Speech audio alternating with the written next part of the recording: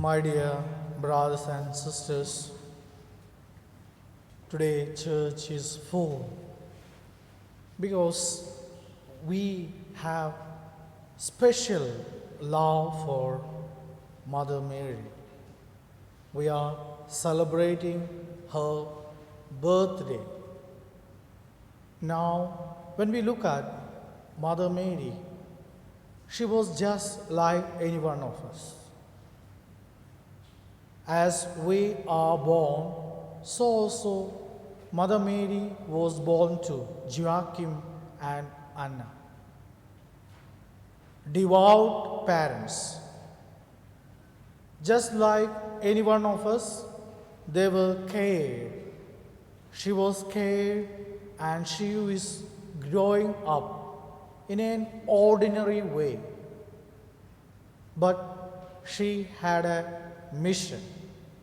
She had a mission to be the mother of extraordinary child. She, just like any one of us, born to a woman called Anna, dedicates her life totally to God. When God entrusted her the mission, she was just 13 years old. As a consequence of accepting that mission, she was not married, and then she would have been stoned to death. Knowing the consequence, trusting in God, she is entrusting herself totally. Now, when we look at the life of Mother Mary throughout the Gospel, the Annunciation passage, and few narration we can see with Jesus and the infancy stage. Later on, we cannot find Mother Mary, but we can see her at the wedding of Cana. She is telling, do what he tells you. Do what he tells you.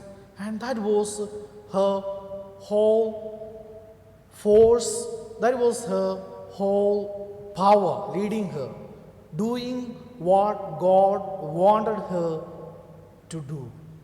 Behold the handmaid of the Lord, let thy will be done in my life. And then after giving birth to Jesus, look at how sad the life was. How much struggles she had to undergo, how much pain she had to undergo. But she was faithful to God.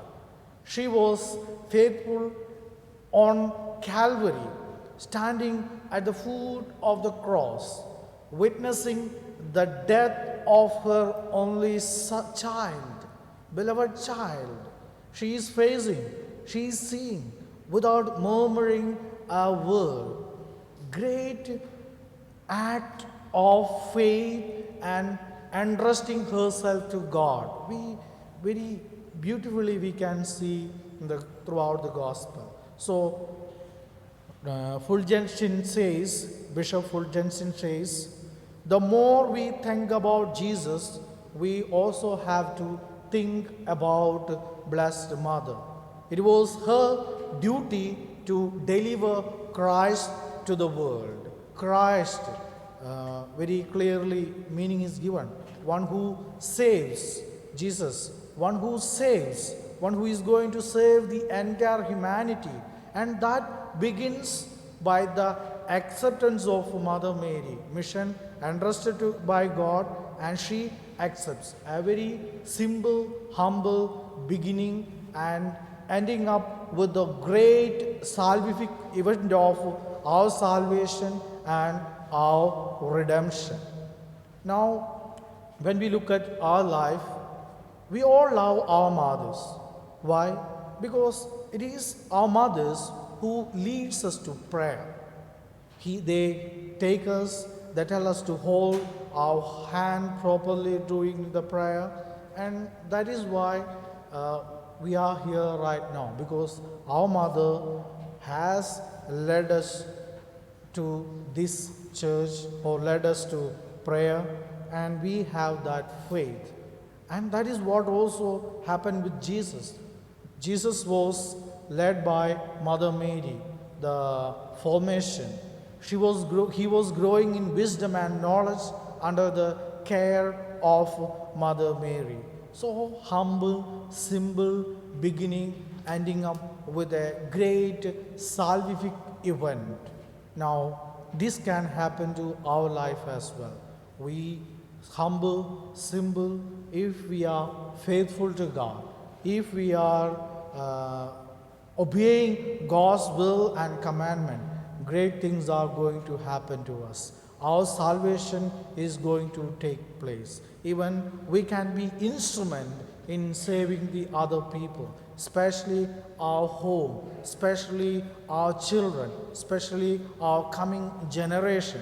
Suppose if you know God's will, if you obey His will, then surely that is going to transform into a better humanity, better generation, better Christianity.